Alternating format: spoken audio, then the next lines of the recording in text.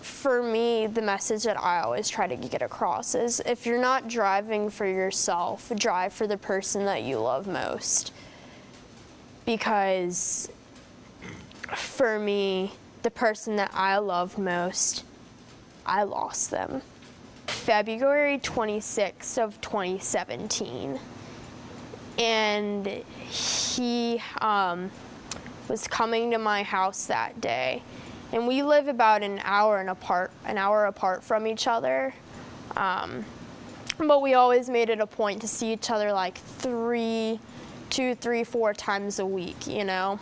He had an interview that day with Carytown Bikes, and that was like his dream job because he was an amazing mountain biker and he loved working on that stuff. So he got the job and everything. You know, it was a good day. It was a really good day. And then it was around 6:13, and I remember the exact time because I always tried to gauge what time I knew he would be getting home. And we were both very particular about being safe while driving. You know, he was never on the phone while driving. I was never on the phone while driving. It was when we were on the road, we were focused on the road. You know when you have an iPhone and you text another iPhone and the text message turns blue? And when you text an iPhone that's either dead or broken, it turns green. Well, he had left my house with a little over 80% on his phone. And I had texted him about 15 minutes after he had left, and it turned green. And that's how I knew something was up. My dad is on the fire department, so he knows when there's a call.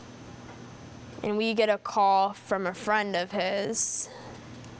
He had called my dad, and he said, "Hey, by any chance, was Henry at y'all's house today?" My dad's like, "Yeah." And he goes, "I think you might want to get here." We pull up to the scene, and when we get there, there's a little traffic stop. And how they had it blocked off, you couldn't see anything. We were about maybe half a mile from where the crash even was. And we're in my dad's truck, and my dad's talking to the police officer through his window, and I lean over, I'm like, "Hey, what vehicles were involved in the crash?" And he's like, "Oh, a hog truck and a little SUV." And I go, "By any chance, was it a green Honda Element?" And he goes, yeah, it was." And my heart just dropped. So we pull over to the side, and I'm calling his mom like, "Hey, you got to get down here now. He's been in a crash." And she's sitting here asking me, "Is he okay? Is he okay?" And I'm like, I don't know. None of us knew anything at the time, and the police couldn't tell me what was going on because I wasn't immediate family. So we're all standing there freaking out. You don't have any answers, but when you don't hear an ambulance coming, that's never a good sign. So I'm standing there outside, and I hear over somebody's pager, "1 fatality." And I looked at my dad and I said, "Dad, was it him?" And he said, "Yeah, honey, I think it was."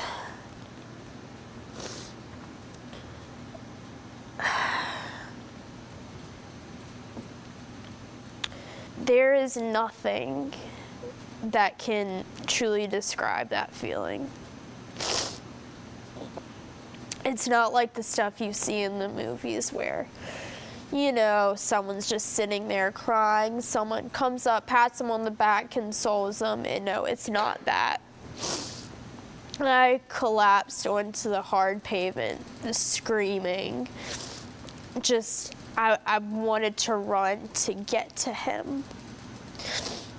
But police and everyone were like, no, like keeping me back, wouldn't let me go. And then his mom is calling, like, hey, where are you? And I'm on the phone, and I know her son is dead.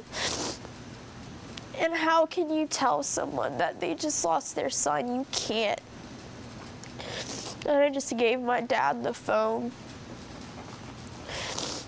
I don't really know what happened when he talked with her, but the whole week following that was just, I felt like I was doing okay, like leading up to the funeral, and I honestly think that's because I was in shock. Like, I didn't really want to believe it.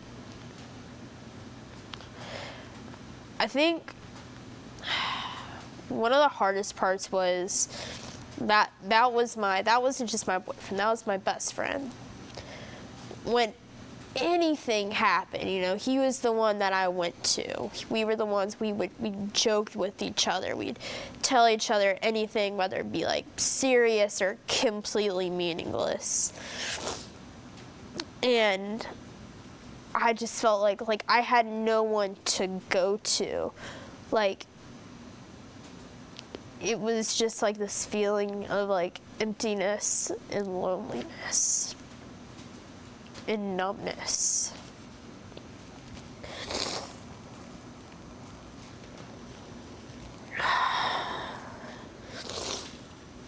It's like the feeling of numbness just sucks because you feel there's nothing. So after that week went by, I think that's when it really started hitting me. I got my first college acceptance, and I literally picked up the phone and I called him. And then about 2 rings and I realized he would never answer.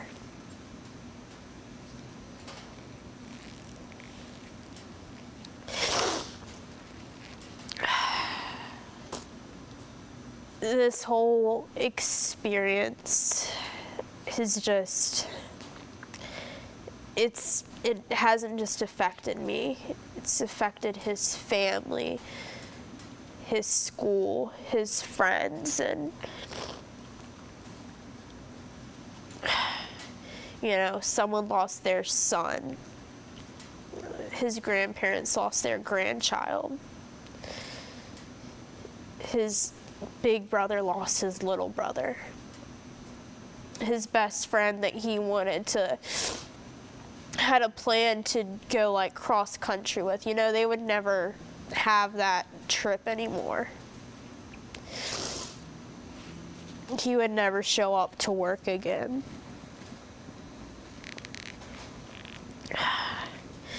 He never even got the chance to have at least work a day at the job that he just got that morning. There are so many things that he was supposed to do that he never got the chance to. Henry was doing nothing wrong while he was driving. He was doing everything he was supposed to do. What happened was he was driving really tiny curvy road. Tractor trailers come on it all the time. He was driving, tractor trailer comes on his side of the road. Henry does what he's supposed to do, 2 hands on the wheel, let's slowly edge off.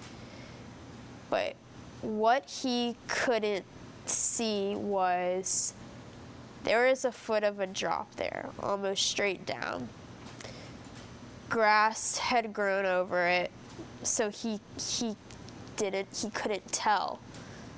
When that tractor trailer came on his side of the road and he went to get over, those tires tipped in and his car lost traction and whipped him directly in front of that tractor trailer. And he was killed instantly. It's terrible, and I don't want anyone to have to feel what I feel every day. Like, his parents, what they feel. I couldn't even imagine what it feels like losing a child. No parent should have to ever go through that. You know, when a child loses its parent, it's called an orphan. When a wife loses her husband, she's called a widow. But when a parent loses their child, there's no name for that. And that's because that's something so unimaginable that no one wants to think of a name for that. No one wants to ever have to deal with that. I'm constantly living in worry and fear that something is going to happen to the next person. And why would you want to hurt the person you love most? You don't. So if you're not driving for yourself, drive for the person you love most.